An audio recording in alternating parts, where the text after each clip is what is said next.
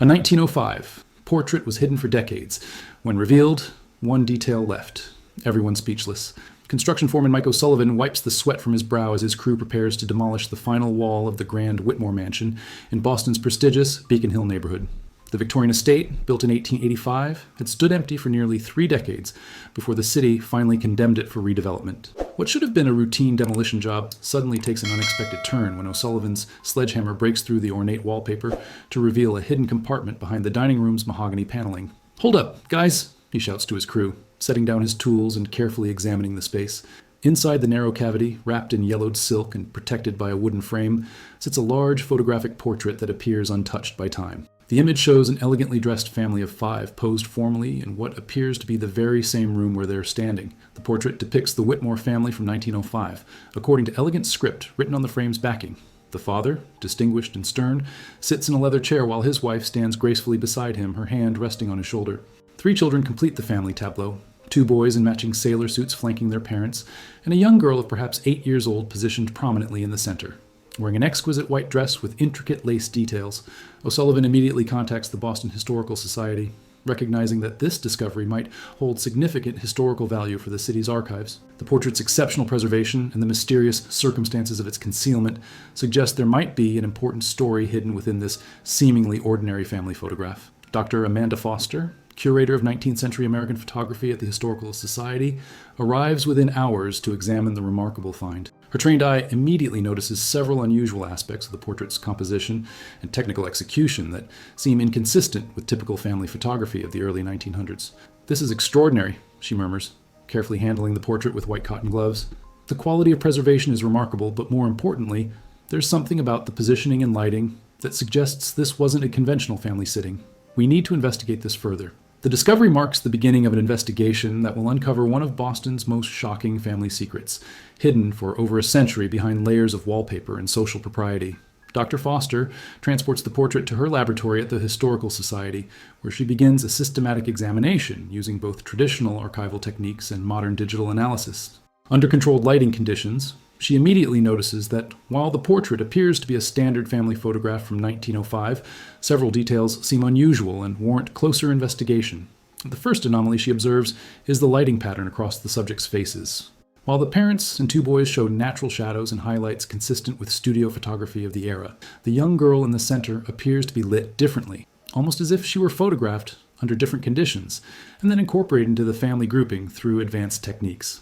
Dr. Foster contacts the Boston City Archives to research the Whitmore family history, hoping to understand more about the prominent family and the circumstances surrounding this portrait. The initial records reveal that Jonathan Whitmore was a successful textile manufacturer who lived in the Beacon Hill mansion with his wife, Margaret, and their children from 1885 until 1920, when they mysteriously moved away from Boston without leaving a forwarding address. The archival search yields birth records for 3 Whitmore children: Benjamin, born in 1892, Charles, born in 1894, and Alice, born in 1897. However, when Dr. Foster cross-references these names with other city records, she discovers something that makes her pause in confusion. According to Boston death certificates, Alice Whitmore died in 1903 from scarlet fever, 2 full years before this family portrait was supposedly taken in 1905. This discovery raises immediate questions about the portrait's authenticity and the circumstances of its creation. Could the death record be incorrect? Was this perhaps a different Alice, or could the portrait's dating be wrong?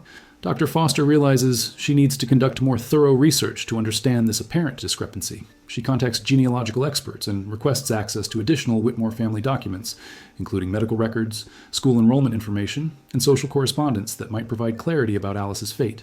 The investigation is expanding beyond a simple historical documentation project into a potential mystery involving one of Boston's most prominent families. Dr. Foster also begins researching photography techniques available in 1905, particularly focusing on any methods that might have allowed photographers to create composite images or manipulate portraits in ways that could explain the unusual lighting she observed around young Alice in the family photograph. 2 weeks into her investigation, Dr. Foster makes a discovery that sends chills down her spine and fundamentally changes her understanding of the mysterious portrait. While examining the photograph under high-powered magnification and using advanced digital enhancement techniques, she notices something that completely escaped initial observation. The young girl's eyes appear to be artificially positioned, and there's an almost imperceptible but unmistakable support structure visible behind her small frame. Upon even closer examination, using infrared photography techniques that reveal details invisible to the naked eye, Dr. Foster discovers what appears to be a thin metal rod or wire support system carefully concealed behind Alice's dress, running from the floor up her back to keep her in an upright position. This type of support was commonly used in post-mortem photography during the Victorian era, a practice where deceased family members were photographed as if they were still alive to create final family memories. The realization hits Dr. Foster like a physical blow. She's looking at a post-mortem photograph where the deceased Alice has been positioned and photographed with her living family members to create the illusion of a complete, happy family portrait. This explains the unusual lighting patterns, the rigid posture, and the carefully controlled positioning that had seemed so unusual during her initial examination. Postmortem photography was indeed a common practice in the late 19th and early 20th centuries, particularly among grieving families who wanted one final image with their departed loved one. However, most such photographs were of the deceased alone or with just immediate family gathered around a deathbed. Creating an elaborate formal family portrait with a deceased child positioned as if alive was extremely rare and required exceptional skill from specialized photographers. Dr. Foster immediately contacts Dr. Stanley Rodriguez, a specialist in Victorian mourning practices and post-mortem photography at Harvard University. When she shares her findings, Dr. Rodriguez confirms her suspicions and provides additional context about these rare photographic practices. What you've discovered is extraordinarily unusual, Dr. Rodriguez explains during their phone conversation. While post-mortem photography was common, creating such an elaborate illusion of life in a formal family setting would have required a photographer with very specialized skills and equipment. This wasn't just about preserving memory. This was about creating a completely false narrative of family completeness. The investigation now takes on a completely different character as Dr. Foster realizes she's uncovered evidence of a family's desperate attempt to deny the reality of their child's death, going to extraordinary lengths to maintain the illusion that their family remained intact even 2 years after losing their daughter. Dr. Rodriguez visits Dr. Foster's laboratory to examine the portrait firsthand and provide expert analysis of the post-mortem photography techniques employed. His examination confirms every detail of Foster's initial assessment while adding crucial historical context about the specialized methods used to create this remarkable illusion of life. This represents some of the most sophisticated post-mortem photography I've ever encountered, Dr. Rodriguez explains as he studies the portrait under magnification. The photographer who created this image possessed exceptional technical skill and artistic ability. Look at how carefully Alice's eyes have been painted or positioned to appear alert and engaged, and notice how her skin has been treated with cosmetics to create the appearance of healthy color. The examination reveals multiple layers of artifice designed to make Alice appear alive and natural within the family grouping. Her hair has been carefully styled and appears to have been supplemented with additional pieces to create fuller, healthier-looking locks than would have been possible with the hair of a child who had been deceased for 2 years. Her dress, while authentic to the period, shows signs of careful alteration to accommodate the support structure while maintaining an elegant, natural drape. Dr. Rodriguez explains that during the Victorian era, families often went to extraordinary lengths to cope with child mortality, which was tragically common before modern medical advances. Child death was a devastating but frequent reality for families of all social classes, he notes. However, wealthy families like the Whitmores had resources to commission elaborate memorial photographs that poorer families could never afford. The process of creating such a photograph would have been both technically challenging and emotionally traumatic for the family. Alice's body would have had to be carefully preserved and prepared, then positioned using the concealed support system while the photographer worked quickly to capture the image before decomposition became apparent. The lighting and composition would have required multiple attempts to achieve the seamless integration visible in the final portrait. Dr.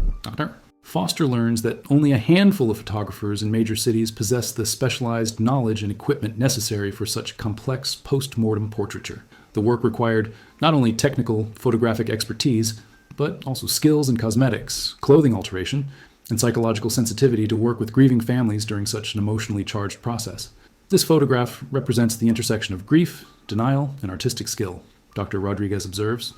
The Whitmore family wasn't just preserving a memory, they were creating an alternate reality where their loss never occurred, where their family remained complete and perfect for posterity. Determined to understand more about the creation of this extraordinary photograph, Dr. Foster begins researching photographers working in Boston during 1905 who might have possessed the specialized skills necessary for such complex post-mortem portraiture. Her investigation leads her to examine studio advertisements, professional directories, and newspaper archives from the period to identify practitioners of this rare photographic art. Her research reveals that only 3 photographers in the Boston area during 1905 advertised services related to memorial portraiture, or bereavement photography. Among these, one name stands out, Herman Blackwood, whose studio was located in the fashionable Back Bay area and who specifically advertised artistic memorial photography for discerning families in the Boston Globe's social pages. Dr. Foster locates surviving business records from Blackwood's studio in the archives of the Boston Public Library. The records show that Herman Blackwood had trained in London with photographers who specialized in post-mortem portraiture and had brought these techniques to America in the 1890s. His client list included many of Boston's most prominent families, suggesting he had built a reputation for discretion and artistic excellence in this sensitive field. Most remarkably, the studio records contain a detailed entry for the Whitmore Family Commission, dated September 1905. The entry describes an elaborate family memorial portrait requiring special preparation and positioning techniques. The notation indicates that the session required 3 full days of preparation, and that Blackwood charged the substantial sum of $200, equivalent to several $1,000s in today's currency, for his specialized services. The records reveal fascinating details about the technical process Blackwood employed. He notes using imported cosmetic preparations from Paris to restore natural coloring, and custom-designed support apparatus to ensure natural positioning. The photographer also recorded that he worked closely with a local mortician and a seamstress to prepare Alice's appearance and modify her dress to accommodate the concealed support structure. Perhaps most poignantly, Blackwood's notes indicate that Margaret Whitmore, Alice's mother, was present throughout the entire preparation and photography process, personally directing many of the artistic decisions about her daughter's positioning and appearance.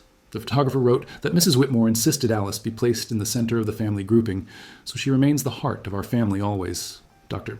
Foster also discovers that Blackwood's studio closed abruptly in 1906, just 1 year after the Whitmore Commission. His final advertisement in the Boston Globe announced that he was retiring from memorial photography to pursue landscape work exclusively, suggesting that the emotional toll of his specialized practice had become too difficult to bear. Dr.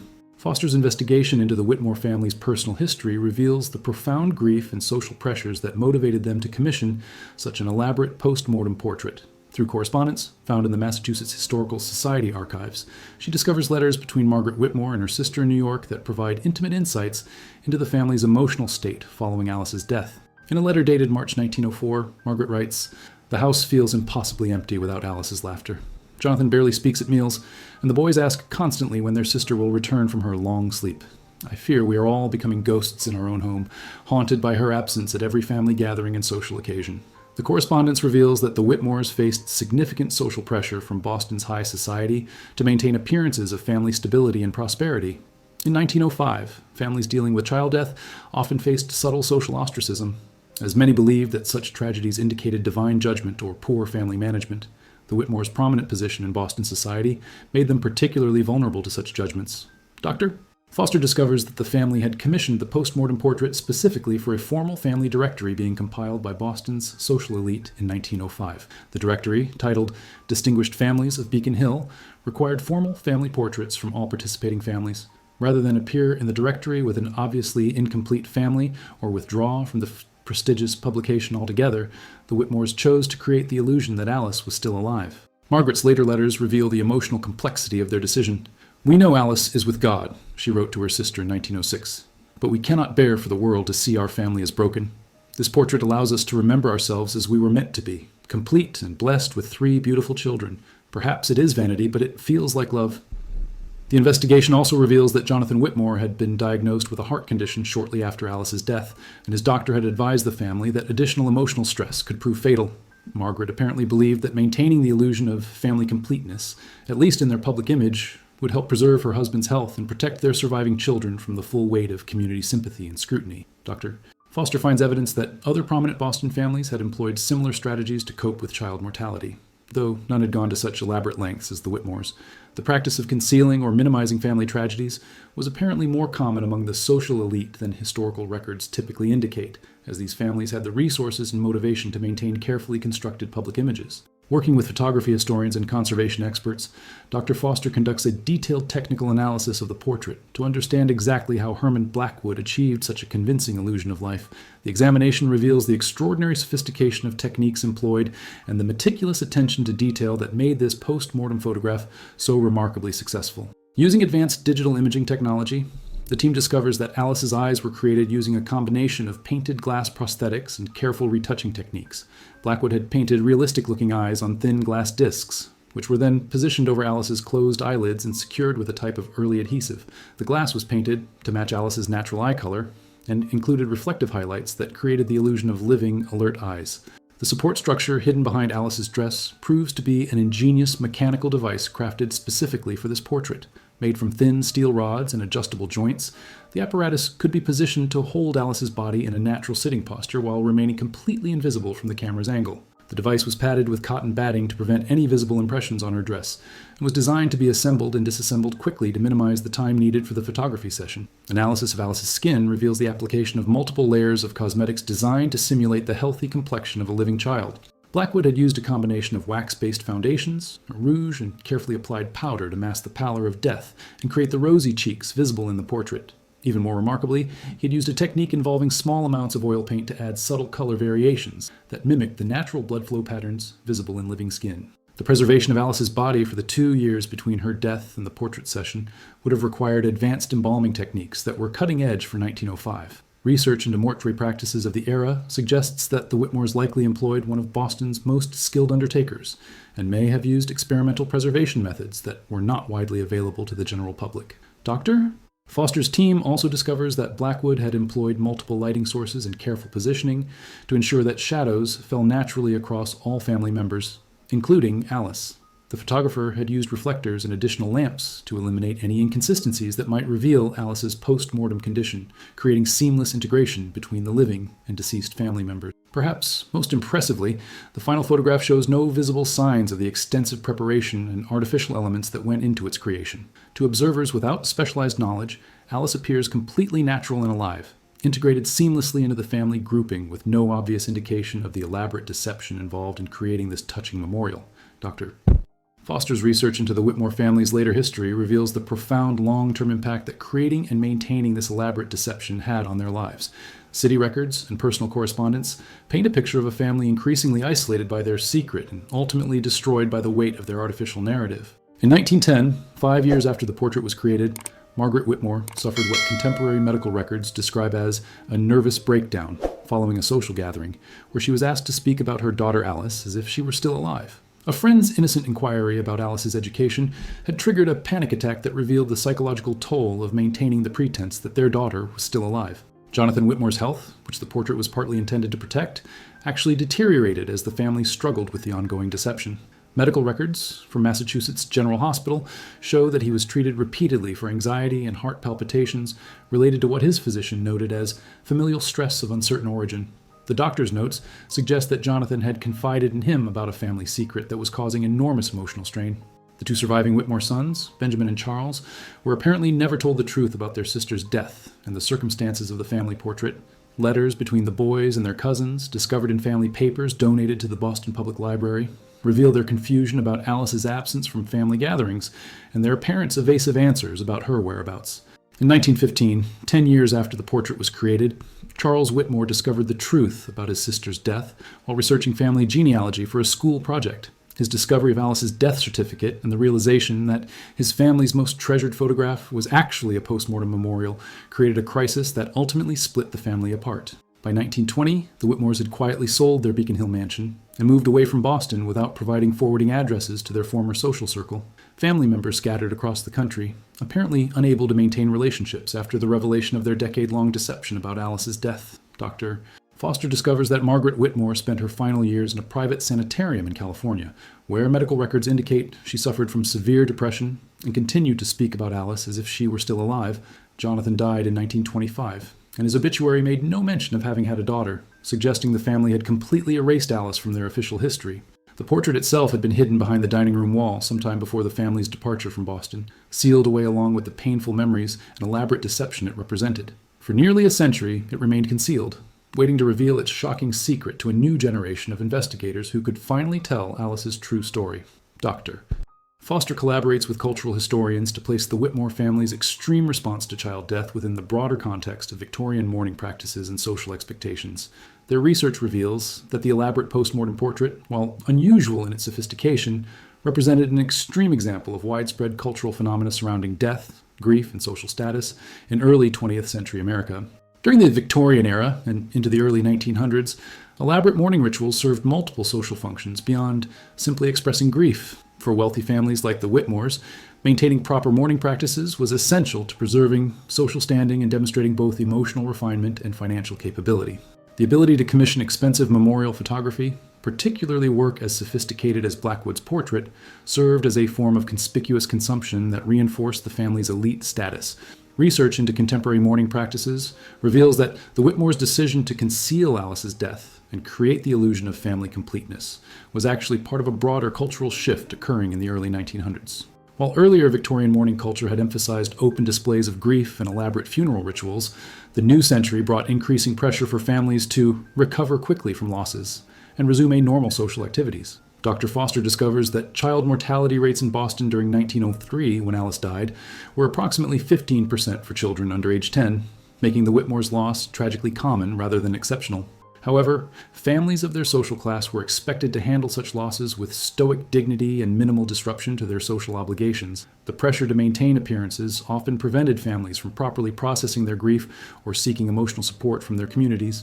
The investigation reveals that post-mortem photography had begun declining in popularity by 1905, as changing attitudes toward death and mourning made such practices seem increasingly morbid and old-fashioned. The Whitmores' commission of such an elaborate post-mortem portrait placed them at the end of a cultural tradition that was already being abandoned by most families, making their choice even more unusual and psychologically significant. Contemporary medical journals from the period show that doctors were beginning to understand the psychological importance of accepting death and allowing natural grief processes to occur. The Whitmores' elaborate denial of Alice's death would have been viewed by progressive physicians as potentially harmful to the family's mental health, though such medical advice was often ignored by families determined to maintain social propriety. Dr. Foster's research also reveals that the social stigma surrounding child death was particularly intense for families like the Whitmores, because Victorian culture often viewed such losses as indicators of moral failing or divine judgment. By creating the illusion that Alice was still alive, the family avoided not only personal grief, but also potential social consequences that could have affected Jonathan's business relationships and the family's position in Boston society. 6 months after the portrait's discovery, Dr. Foster organizes a comprehensive exhibition at the Boston Historical Society titled Hidden Grief, Victorian Mourning, and the Art of Memory. The exhibition presents Alice Whitmore's story as the centerpiece of a broader exploration of how 19th and early 20th century families coped with loss, denial, and social pressure surrounding death and mourning. The carefully curated display includes the restored Whitmore family portrait, alongside detailed explanations of the post-mortem photography techniques employed, historical context about Victorian mourning culture, and documentation of the investigation that revealed Alice's story. Dr. Foster ensures that the exhibition treats the family's grief with dignity while educating visitors about this little-known aspect of American social history. The exhibition attracts significant attention from genealogists, photography historians, and families researching their own ancestry. Dr. Foster receives numerous contacts from people who discover similar mysteries in their own family photographs, leading to the identification of several other post-mortem portraits that had been misunderstood or misidentified for decades.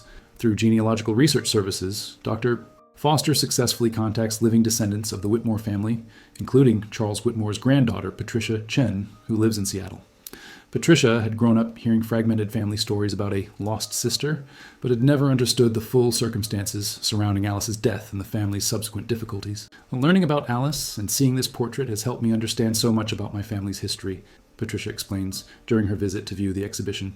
My grandfather Charles never spoke about his childhood, and now I understand why. The weight of this secret must have been enormous for all of them. Patricia provides additional family documents that help complete Alice's story, including a diary kept by Charles Whitmore in his later years. The diary reveals his lifelong struggle with the truth about his sister's death and his parents' deception, and his determination to ensure that Alice's memory was eventually honored properly rather than hidden in shame. Working with Patricia and other family descendants, Dr. Foster arranges for Alice Whitmore to receive a proper memorial marker at Mount Auburn Cemetery in Cambridge, where her remains had been quietly interred in an unmarked grave in 1903. The marker reads, Alice Whitmore, 1897-1903. Beloved daughter and sister, forever remembered. The portrait itself becomes part of the Historical Society's permanent collection, properly identified and contextualized as both an extraordinary example of postmortem photography and a touching testament to parental love and grief. A detailed placard explains Alice's story and the circumstances that led to the creation of this remarkable image. Dr. Foster's investigation concludes with the understanding that the Whitmore family portrait represents far more than an unusual photographic curiosity. It serves as a window into the complex emotional and social pressures faced by grieving families in early 20th century America, and a reminder that even the most elaborate attempts to deny death ultimately cannot replace the healing that comes from acknowledging loss and honoring memory with truth rather than deception. Alice Whitmore, hidden for over a century behind layers of wallpaper and family shame, finally receives the recognition and remembrance that her short life deserved, her story serving as both historical documentation and a touching reminder of love's persistence beyond death.